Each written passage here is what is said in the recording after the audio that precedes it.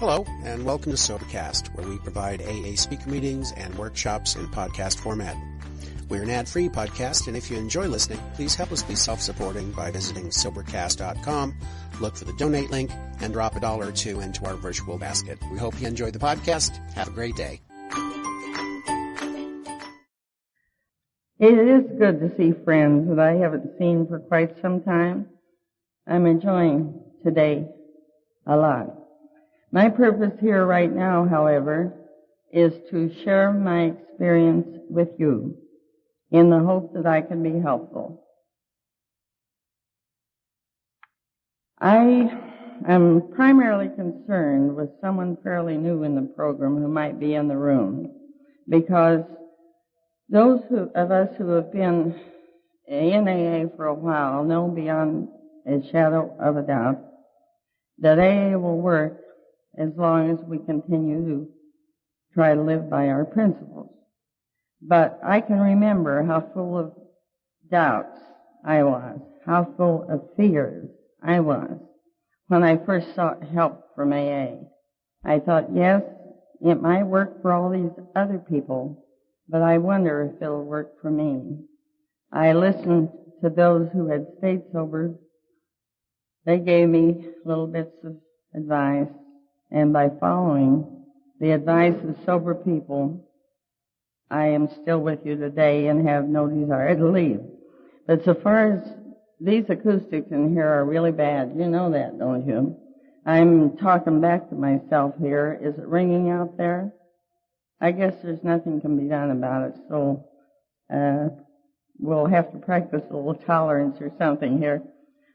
So far as my drinking is concerned, I was living in Akron, Ohio, when AA was born there. But at that time, I never dreamed that I would ever take a drink. I had never associated with drinking people and didn't think that I ever would. The routine in my life at that time was eat, sleep, work, and go to church. Mostly go to church. I was teaching Sunday school when I was 16 years old. My dad was a lay minister, and we never associated with people outside of our own church. I didn't know anything about what alcohol could do to people, and yet there was one person I used to see.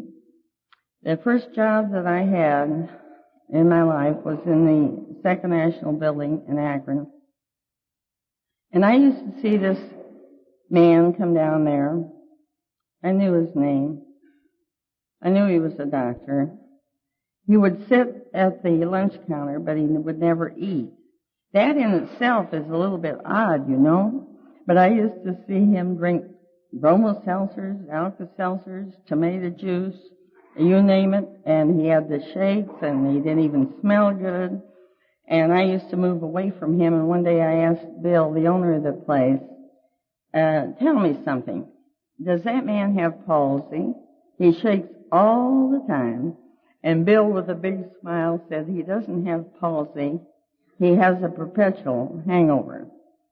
I didn't know what the word meant, so I had to have it explained to me. Then I made a classic remark. Well, if that's all it is, why doesn't that crazy man stop drinking? He surely doesn't enjoy shaking like that. I'm getting ahead of my story. But after I'd been in AA a couple of months, I went to the largest meeting I'd ever attended, and guess who got up to give a talk? The man whose picture is over here. And I was surprised. I said, what's he doing up there? And they said, well, he's going to give a talk. That's Dr. Bob. And I said, Dr. Bob, that you mean the man I've been reading about, the co-founder of AA? I knew him in Akron, and he was a terrible drunk. Well, after the meeting, Dr. Bob said to me, Ann, I often wondered what happened to you. He said, do you know that I stayed away from you? They told me you were a little Sunday school teacher, and I didn't want any more preaching. And I said, well, I stayed away from you for a different reason. You didn't smell exactly like a rose. And he got a kick out of that and told me that evening, anytime I was in Akron, feel free to come to his home, come to his office. I took him up on that, and he was of tremendous help to me. Once the problem developed, once I sought help, and he helped me through the difficult period of adjustment to a sober life after being dependent on alcohol for so long. But I was not always dependent on alcohol. I had been married a while before I took my first drink, and I was working in Youngstown for the senior member of a law firm. I belonged to a business women's sorority, and I was the only one in the crowd who didn't drink. They noticed that. And an argument would start every time. Why aren't you drinking? And I'd say, why should I drink? They said, you'll have a better time. I'm having a good time. And on this went. And if you try to start an argument with me even today, and neither side is going to give in, I'll walk away. I don't like prolonged arguments when there can never be a meeting of the minds. So I decided to end the argument by taking a drink and announcing to one and all that I didn't like the stuff, and I thought if they have any manners, they will then leave me alone. As I downed my first drink, I couldn't help but think of the strange behavior of two of the gals in that crowd. One was 19, one was 20, and after a few drinks, anything could happen, and usually did. I won't go into some of the goofy things they did, but I thought the boys in the white coats had missed a couple, and so there was a little fear connected with that first drink, because I thought, what if I misbehave the way those two do if I drink? So down it went, and I waited for some kind of a reaction, and I didn't get any. So the fear went away, and I made a different decision. I decided not to say a word to these gals. I reasoned a little bit that I would drink with them. Wouldn't hurt me, and they'd be happy that I joined their party. This is how I started to drink. Not wanting to, not intending to, but finally taking my first drink and deciding to drink with that particular crowd. For a while, they're the only ones I drank with. Then as time went by, wherever I was, if drinks were being served, I took my share.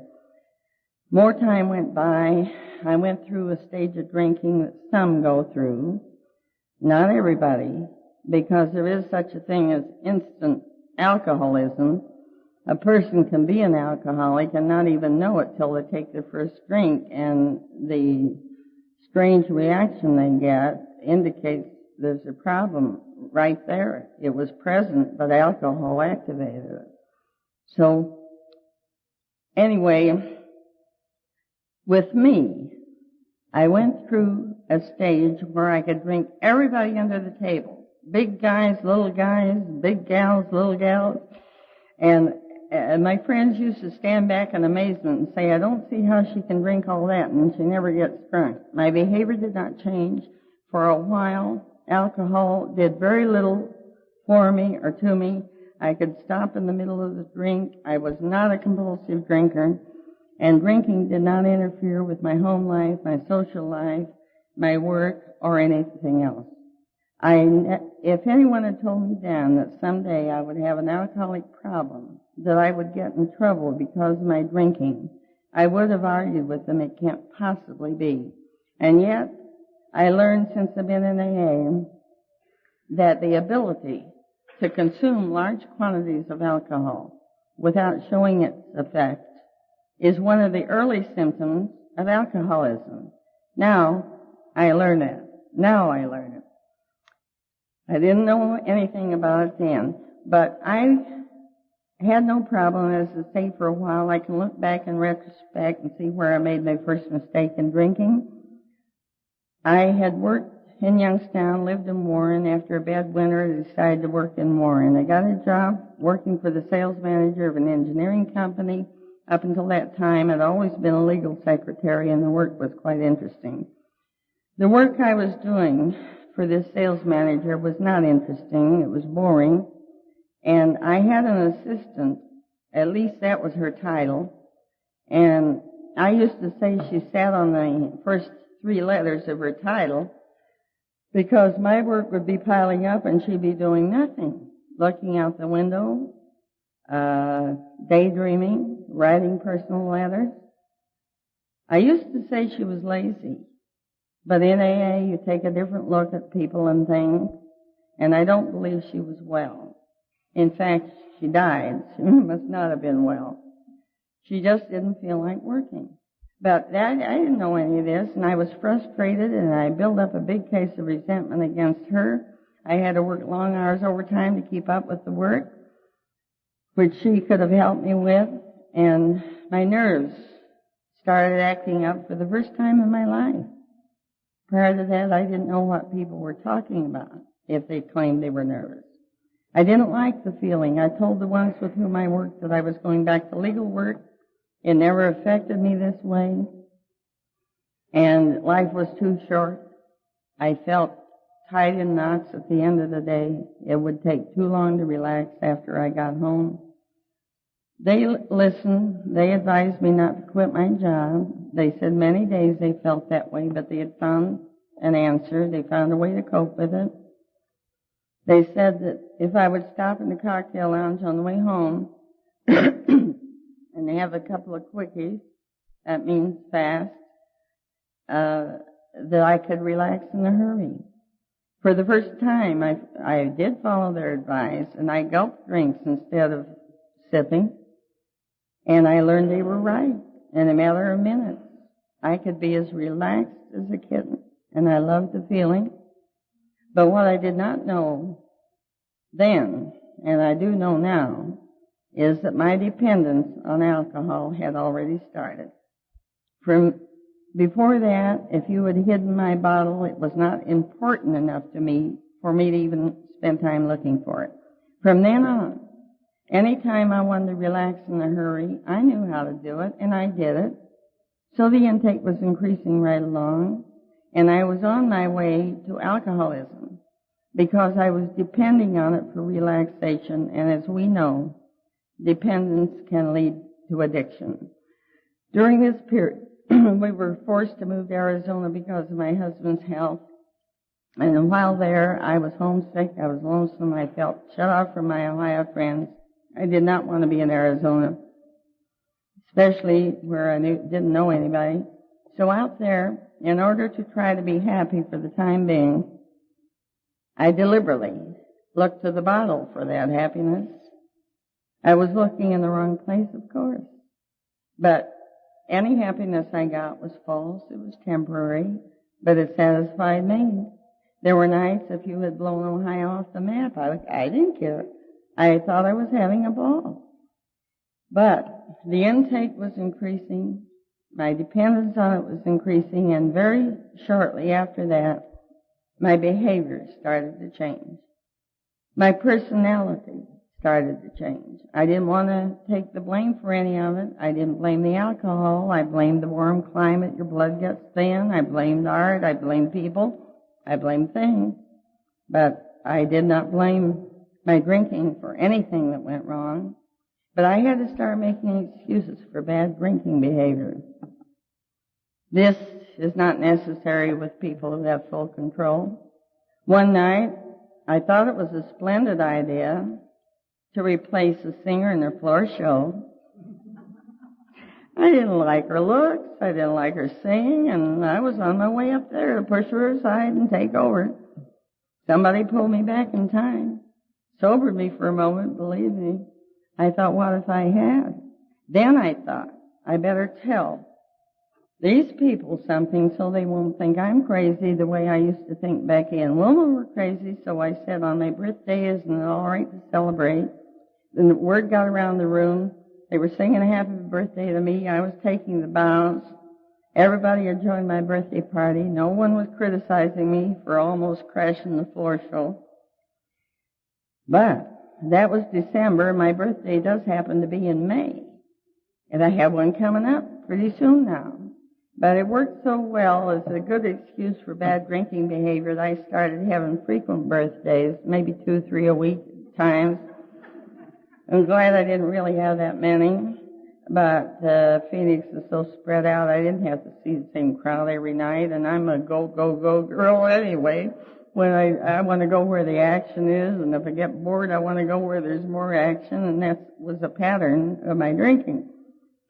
But enough embarrassing things happened out there, and over and above the things that happened, things were happening to me. At one time, I was an unselfish person. I used to derive a lot of pleasure out of doing for other people. Out there, my wishes and my desires were becoming more important than anybody else's. The alcohol, the time I spent drinking, was taking up more and more of my time. And I thought, well, I'm homesick. That's the reason I drink. My friends are all in Ohio. That's the reason I drink. Any excuse will do if it makes you feel justified. But I was becoming selfish, and a selfish person cannot be happy. Honesty had been pounded into our little heads when we were children. I was becoming dishonest. I'm thankful to say that my dishonesty was always involved, tangled up with the bottle. I did not like me when I was dishonest. I don't like dishonest people, and that includes me. One of the greatest reliefs I had when I came in the program was that I don't have to be dishonest anymore. I can revert to being the kind of a person, practicing the kind of honesty that my mother pounded into our heads. But on the long way back from Arizona, I told Art I wasn't going to drink anymore, and he was so pleased because he didn't drink. He didn't associate with drinking people. He couldn't understand how I even took a first drink, and he couldn't understand the change in me. He said, I'm glad you're not going to drink anymore. You're a different person when you drink, Ann, and you're too nice a person. He said, I'm so happy that you are not going to drink. Well, I wasn't thinking of whether he was happy or unhappy. My selfishness was showing again. I was thinking when I left Ohio, they had a farewell party for me. The plot was to get me drunk. It didn't work. The instigator of the plot got very drunk and had to be carried home, put to bed for a while before he could entertain the people coming in that evening. But I was still in that stage where I could drink everybody under the table and continue to function, keep appointments, get home when I should be home, and all that. I didn't want those people to see what could happen between the first and the last drink, and I sure didn't know what was going to. So for 2 thirsty weeks, I turned down all offers of drinks, and then I sold myself a familiar bill of goods. It will be different now. And I picked up my first drink. Pretty soon, I realized every time I drank any amount of alcohol, I wanted more and more and more. I didn't always take more, but it's a strain on the nervous system to want 20 when stop at 2. Believe me, it's easier to stay sober. But I couldn't always stop at 2. I started getting out of control again. I knew nothing about AA. I knew nothing about alcoholism. My husband worked in a place where there were some AA members. He talked to one of them about me, and that fellow tried to carry the message to someone who had a closed mind. He was a good friend up until the day he wanted to discuss my drinking, and from then on I didn't like him very much anymore. And I told him he was not welcome at our house if he thought that my drinking was his business. It was mine.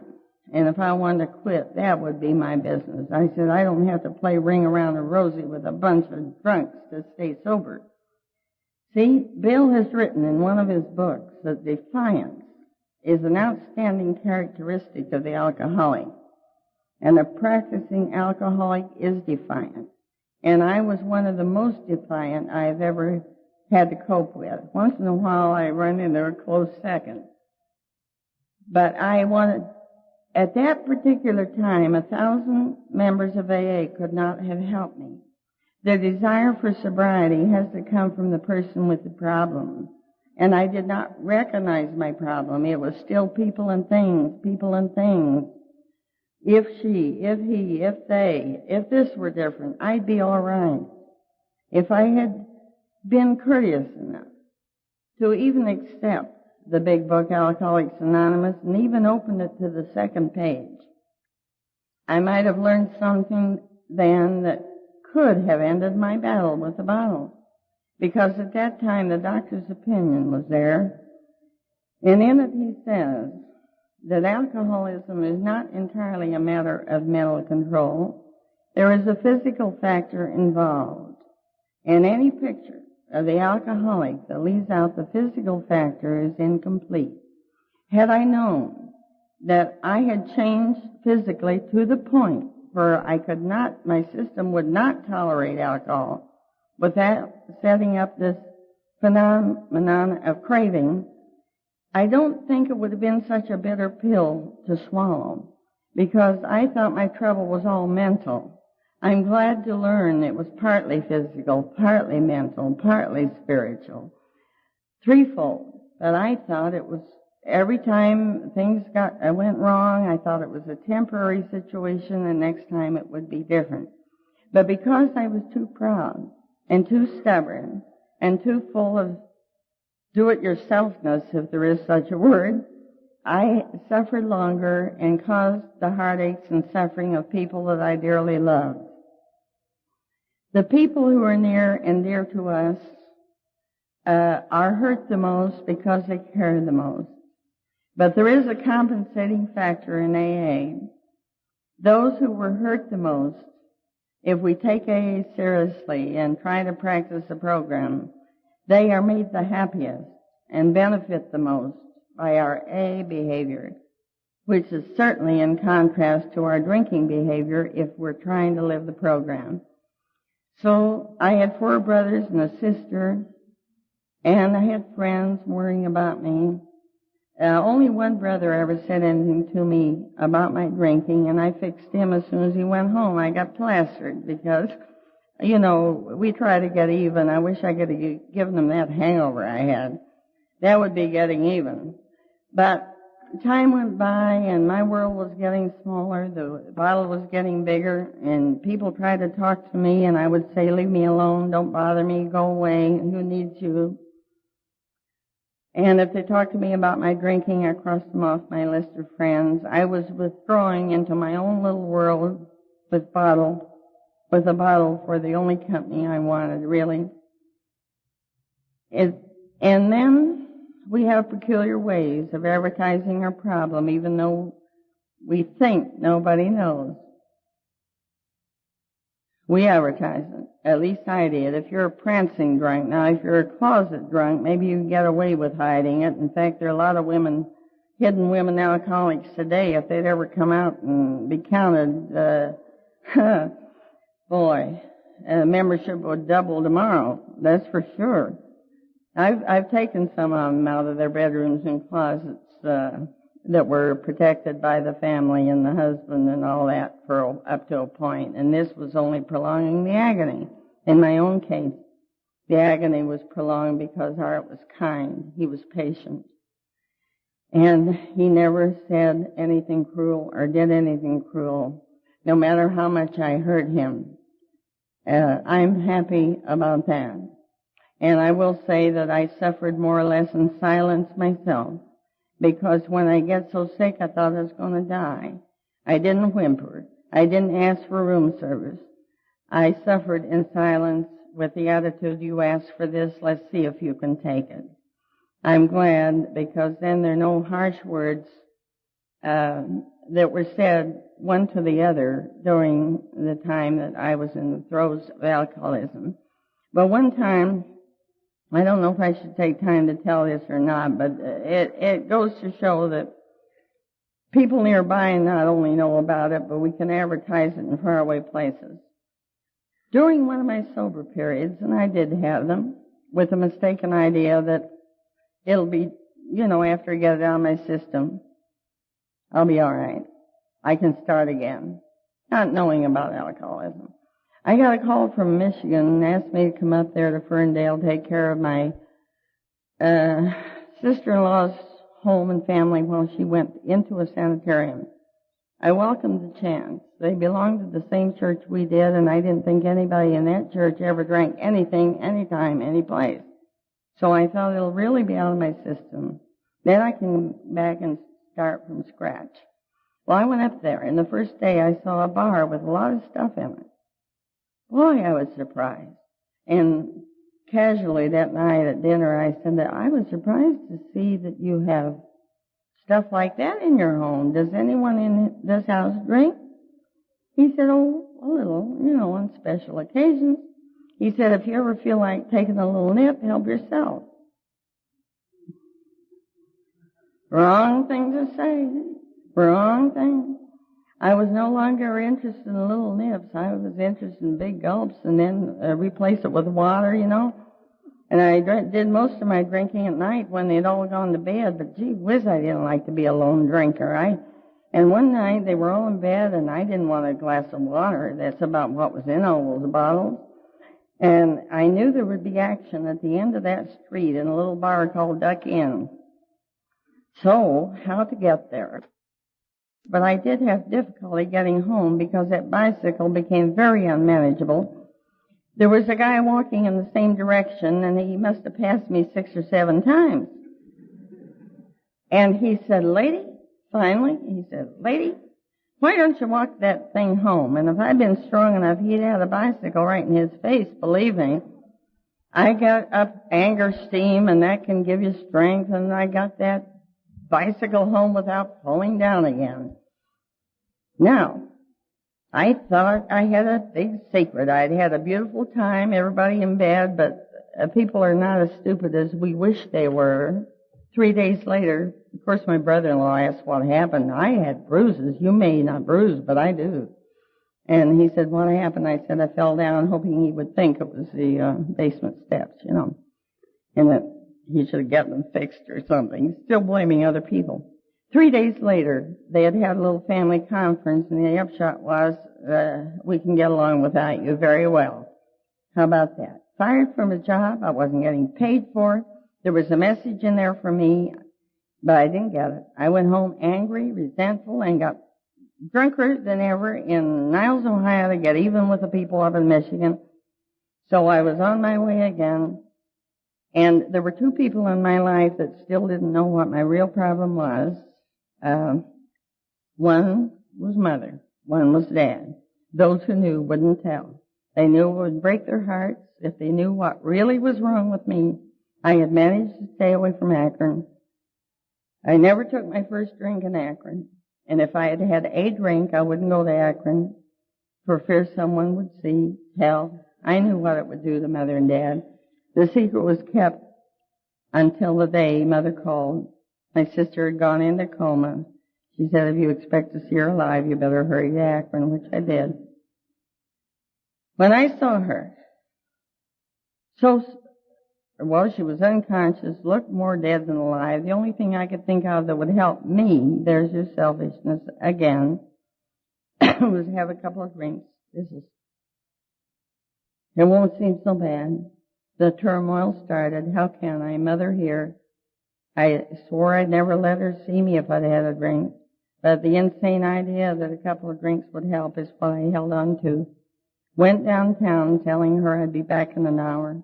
8 hours later, I was still seeking the relaxation I once could always find in the bottle. It wasn't there. I found drunkenness. I had to go back to the hospital, pick up Mother, take her home. Visiting hours were over. Mother was alone in the waiting room. I had to drive her all across Akron. Oh, that was a long distance, and I was trying to inhale all the way. We think if we don't exhale, no one can tell we're drinking. And we got to her house, and she said, don't you think you should stay all night? I said, perhaps I should, and I did. The drinks wore off. The remorse that set in was terrific. It was a long, sleepless night for both of us. From time to time, I could hear Mother sobbing. I didn't sleep. She didn't sleep. I shed some tears of my own that night, believe me. And the next day, Mother said nothing to me. The times after that, we had to be together in the same room. It was painful for both of us. If I glanced her way, I could see the heartache in her face, the occasional tear. But I didn't see her too many times because one day my mother, who was 54, became suddenly ill and died. The doctor was called and she said, Doctor, There's nothing you can do for me. I am dying. I know it, and I'm not afraid to die, so don't worry about that. Then she turned to the rest of the family and said, but Ann was supposed to be here this weekend. Does anyone know where she is? If they had known, they couldn't have told my mother because those were her last words. My brothers and my sister, who had survived that illness, waited until after the funeral to tell me what had happened, and when I realized that Mother had died worrying about me, instead of worrying about dying, I went into my last stage of drinking, where I wanted nothing out of the bottle except oblivion. I could not stand my sober thoughts anymore. I could see what was happening. He came to me and he said, Ann, I don't believe you'll ever quit drinking. I believe that you'll drink until you lose your mind and have to be put away, or you'll drink until you die. But he said, I did marry you for better or for worse. I still love you in spite of the fact that you're breaking my heart. But from now on, you can drink all you want, anything you want. Name your poison. I'll bring it to you in any quantity, and I'll drink with you if that's what you want. But he said, there's one condition. Please drink at home so I won't be terrified when you are away and the doorbell or the telephone rings. The last, I don't know how long, the time it was of my drinking, I was a self-made prisoner in my own home. I had a bedroom for a cell, a bottle for a cellmate, and people were shut out. Nothing mattered to me except trying not to think of the long list of people that I had heard. But on April Fool's Day, after a time of knocking myself out as much as possible, I awakened. I poured my morning drink. It would have meant another day of drinking, I am sure. But as I downed that drink, I was weaving in front of a full-length mirror, and I took a look at that stranger in the mirror, and I was so shocked, I fell back on the vanity bench and took a longer look. I put the drink to one side, and I asked me a lot of questions, and I got some answers. And as of today, they've turned out to be helpful answers.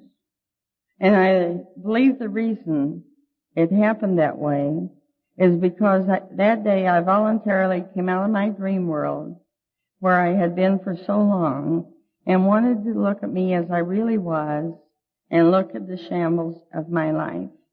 And that is the day that I faced me honestly. I would quit kidding myself, and I didn't know I was practicing some of the honesty that is so essential to day-by-day recovery in this program. I threw out all my excuses for drinking. I quit blaming people and things and took a look at the gal responsible for my predicament, and I thought if there is any hope for me, it has to be in AA, because like so many, I had talked to clergymen, doctors, etc., never being completely honest with them. And they couldn't help me, of course. But that day I wanted sobriety, and I thought if AA will let me go, that is my only hope. And I thought they might not let me in the door because I had been ridiculing AA and everybody in it for quite some time, ever since I found out my friend was in AA and was trying to take my bottle away. I didn't take that drink that I had poured. I'm glad that I was willing to suffer in order to get well. I sometimes get a little provoked, a little impatient with people who will go to a drying out place. They may stay 5 days, 7 days, 10 days, 28 days. Then they come out, and they are physically sober, eating good, maybe not sleeping so good. That doesn't always come right away. Then their hand shakes a little bit, and guess where they go? Right back to the bar room to start the cycle all over again. I knew that it would take time. It took time to get me in the condition I was in, and it was going to take time to get me out of it if I survived. Many of you have heard Jack Darrow in Cleveland talk about the 3 Ds.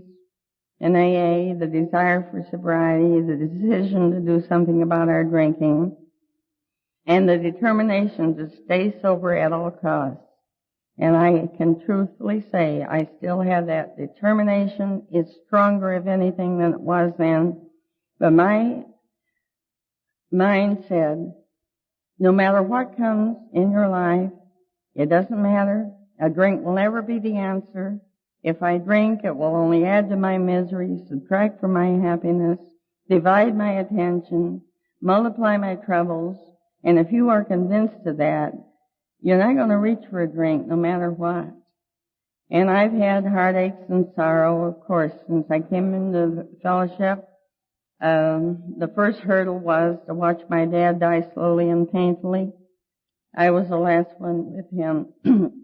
Spent 5 days with him. That sister that I told you about, she died at a young age of an illness that keeps marching on, even if they take their medication and do everything the doctor says.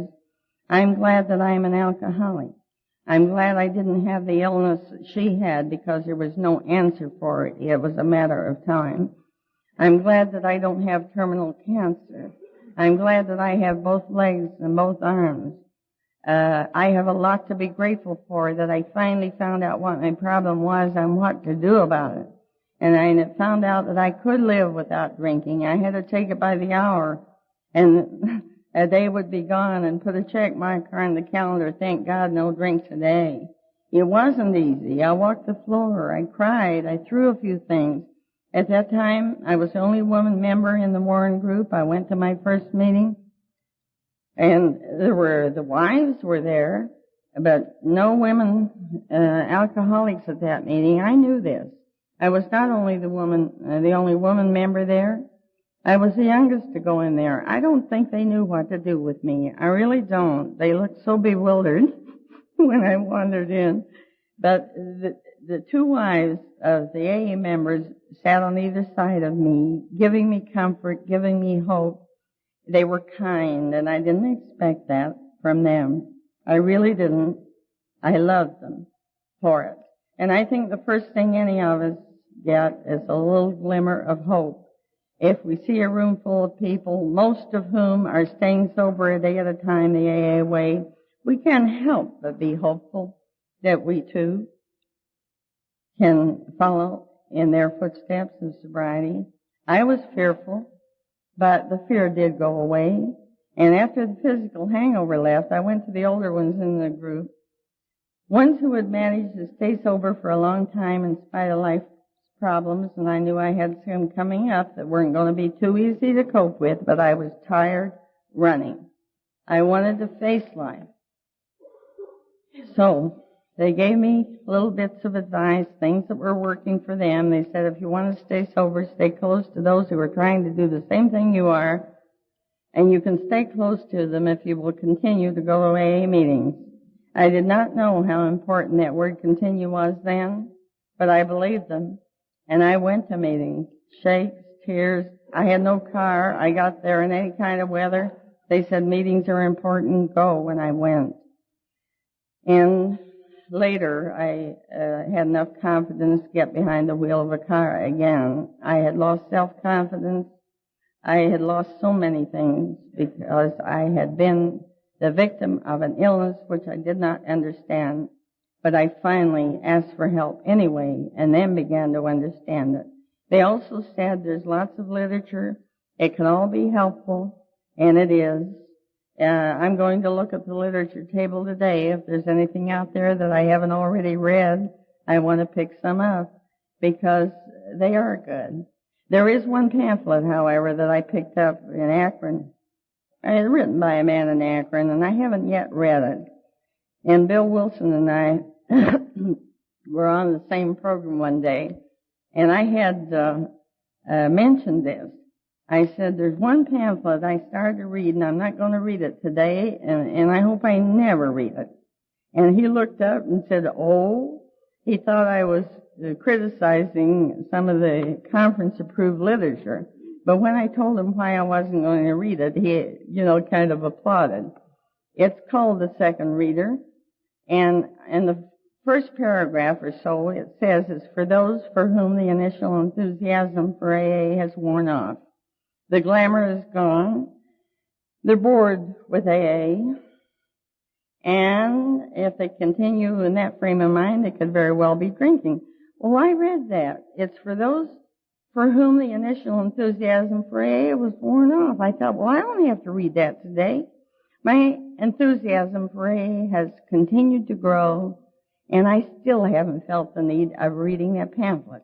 If I get too busy to still try to help the suffering alcoholic, get too busy to go on a 12-step call, get too busy to go to meetings where my help comes from, at least part of the help comes from, I better go home and dust off that pamphlet and read it, because I will need what it has to offer. But so far, even, and this has been a while back, I haven't felt the need of reading it. I'm glad that my enthusiasm for AA has not diminished, it has grown. Then they told me to study the big book, and that was a good choice of words. Reading the big book doesn't do a bit of good. If you study it and follow the suggestions in there, you have a chance of day-by-day recovery. You know you can starve to death reading a cookbook, and you can memorize the big book and still not be recovering if you don't try to practice the principles that have helped people over a period of how many years? 41 years? Maintain sobriety on a daily basis. They have a daily reprieve from alcoholism contingent upon their spiritual condition. And we do grow spiritually in this program. I sat and listened to part of the talks about spiritual values. And there are people who come to AA. They have no belief in themselves, in other people, and certainly no conception of a higher power. But if they stay sober and continue to go to meetings, they will hear things, they will see things that you cannot attribute to mere coincidence. It just doesn't work that way. In my case, why was it that on March 31st in 1948, the most important thing in my entire life was a drink, another drink. And on April Fool's Day, the last thing I wanted was a drink. Do you think I did that all by myself? I got the strength from my higher power. I had an unhealthy fear of God as I understood him then. That's all gone away in AA. I have a friendly relationship, just like I feel that he's a friend. And I get help from you people and from the God of my understanding. And most people, not all of them, finally come to believe. And it's wonderful to see this transformation. I have seen it in a number of people along the way. In that big book, I read and understood that there were certain things required of me if I expected to have a happy sobriety. I don't want a miserable sobriety. If I couldn't get some happiness out of my sobriety, I'd still be looking for it elsewhere. I have found it here. I want to be happy. I want to listen to the voice of experience. It's all through the big book. I learned that the dangers of self-pity, resentment, jealousy, envy, hurt pride, dishonesty, selfishness. I'm not guilty of all those, but if I am guilty of them, I better do something about it. I better try to get them down to size, or some can even be eliminated from our lives. So how do you overcome dishonesty? Try to practice honesty. How do you overcome selfishness? Try to practice selfishness, and there will be unselfishness, and there will be a change for the better. And thus it goes. And I read that I had to do something about my temper. It said if we are to live, we must be free of anger. The grouch and the brainstorm may be the dubious luxury of normal people, but for alcoholics, these things are poison. I had to work on that temper. And I found out it was the little things, if I let them build up, that would cause the explosion. I finally came to the conclusion it's not worth spending a fortune in emotion on a trifle. And so the flying saucers quit flying around our house. I used to be a thrower. I did one time. I threw a vase. I was going to throw it through the window, but I knew that would cost a lot of money. I took time to think about that, but I threw it on the floor in a fit of temper. It smashed in the smithereens, and that vase had a lot of sentimental value. I still wish I hadn't done it, but I had a wild temper that used to scare me. I found out anger, resentment, self-pity, all these things can endanger my sobriety, and if I don't want to drink, I better not let them build up. I was talking to someone Wednesday who was having a temper fit and building up a good case of resentment, and I said, I've heard you make the statement, you will never, never, never drink again, which is a kind of a dangerous statement to make. I said, if you don't do something about that temper of yours, I'm afraid you won't stay sober. He said, I won't drink. Well, I'm sorry to say, today he's drinking. 3 days ago. See, people don't believe the voice of experience. I do. And I listen. And resentment is the number one offender. It destroys more alcoholics than anything else. And I was guilty of holding resentment for years. If anyone did anything to me, or I thought they did, or read between the lines, I could hold a grudge for years. And when I read, we must get rid of this resentment, or it too can destroy us, I thought what to do about this feeling of wanting to get even with people who've hurt me.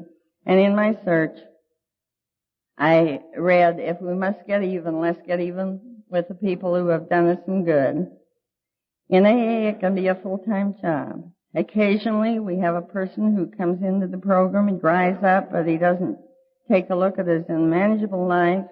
There's no incentive to change for the better, and he remains as sober whatever he was before, at least dry, not mentally sober, and they can be bothersome. If I feel resentment rising, even for a split second, against a person, I think I'm not to get even with them. They're not trying to help me. I must get even with the people who've done me some good. And I think of Dr. Bob, mentioned in the beginning how he helped me through that difficult period of learning to stay sober a day at a time. Then later I met Bill. I loved Bill, and I have wonderful memories of him. We've had many chats. The books he has written has helped me. All these things have done me some good. Then I think of Bill, the third man. Some of you here must have known him in Akron. A warm personality, a wonderful man. And then Ethel, whose story is also in the big book, From the Farm to the City. And they're starting with those 4 people. All I have to do is think about them a little while, and I got a warm feeling in here, and the thoughts are pleasant, and any unpleasant thought that tried to stay there has to go. And once in a while, for my own peace of mind, I hope you don't mind, I change one word in the serenity prayer. I say, God grant me the serenity to accept the people I cannot change, because I can get in a lather over what someone else is doing, but it won't change that person. They're the only ones who can change them, just as I am the only one who can change me. I want to live by the principles of AA, because I feel that now I'm no longer selfish, and I know I'm not dishonest. I have serenity and peace of mind that has carried me through even tragedy. And I usually take time to go briefly through the steps, but I'll shoot myself if I talk more than 5 minutes longer. The time's about up. You're going to shut me off. Okay. But to show you that the AA way of life teaches you how to cope with any problem that might come along. I used to wonder about people who were sober for years, and then tragedy would strike and they lost their sobriety. Well, my Art was a wonderful guy. We were not only husband and wife, we were friends, we were pals. And I used to kind of wonder, what would my reaction be if I lost my Art? Well, now I know what my reaction would be, because it happened. Some of you know it and some of you don't. He was a wonderful man. And now back in 1965, he had a stroke. He was in the hospital 7 weeks. 68, he went in the hospital with pneumonia. He didn't get out for 4.5 months. A team of doctors thought he would not recover. If he lived, he would be a vegetable. But my faith has deepened since I've been in AA. And even at that time, I said, if it's God's will, my Art will recover. He will get home. He will get back to work. I don't care what these people say, these doctors. He did recover. He went back to work, and he hadn't missed a day in 5 years. Hadn't been sick a day. One night, after a beautiful evening together, he came over and he said, maybe I should go to bed. I have to get up earlier than you. And I said, okay. And he grabbed my hand real tight, and he had a few little pet names for me. And one of them was, he said, you little squirt, I love you. And don't you ever forget that. And I said, I love you too, darling. You know that. And up to bed he went, and that was our last conversation. In the middle of the night, I heard a weird sound, thought I was dreaming, heard it again, I knew it was him, and I turned on the light, and my Art was gone. I was trying to beat the life back into him, shake the life back into him. It took the ambulance a long time to get there. They were having troubles, and this was about 3:30 in the morning. I called the police, and they all got there at the same time, and I'm glad they did because it took them all to get my husband, who was a pretty big guy, into the ambulance, and I knew he was beyond help. But you know what I was doing all the way to the hospital in that ambulance? I was saying the part of the prayer, my serenity prayer that applied at that moment. Accept the things you cannot change. Accept the things you cannot change. Over and over, I didn't care what the ambulance driver was thinking. I believe that part of the serenity prayer helped to preserve my sanity and enable me to go home, back into the home, make the funeral arrangements, make the necessary phone calls, and really I only called relatives, and I made one call to intergroup, telling them why I couldn't be there that day.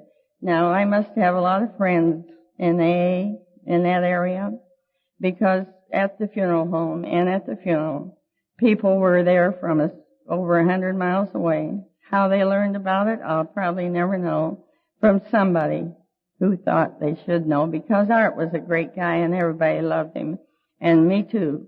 And I miss him terribly, but one thing I will not do is sit and feel sorry for myself, because self-pity too can lead me back to the bottle.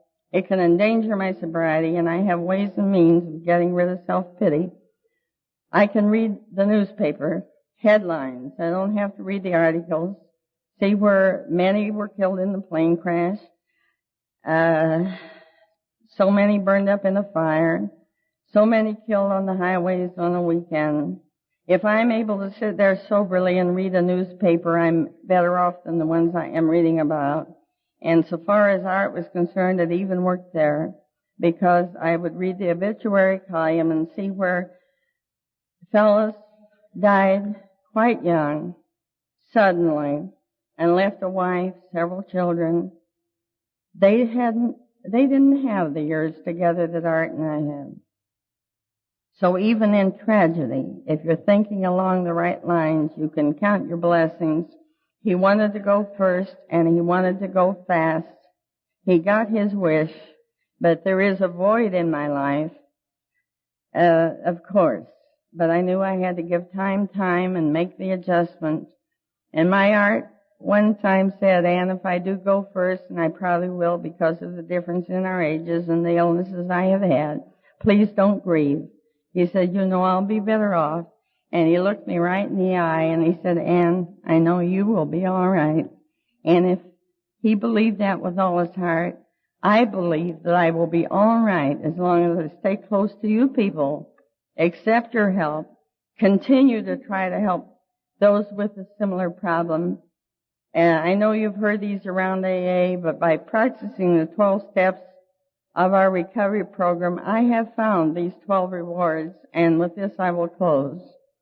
In AA, I have found hope instead of desperation, faith instead of despair, courage instead of fear, peace of mind instead of confusion, self-respect instead of self-contempt, self-confidence instead of helplessness, the respect of others instead of their pity and contempt, a clean conscience instead of a sense of guilt, real friendships instead of loneliness, a clean pattern of life instead of a purposeless existence, the love and understanding of our families instead of their doubts and fears, and the freedom of a happy life instead of the bondage of an alcoholic obsession. All through AA. It's all possible. We should be the most grateful people on the face of this earth, and I am convinced that gratitude will continue this miracle of our day-by-day sobriety, the AA variety. Thank you.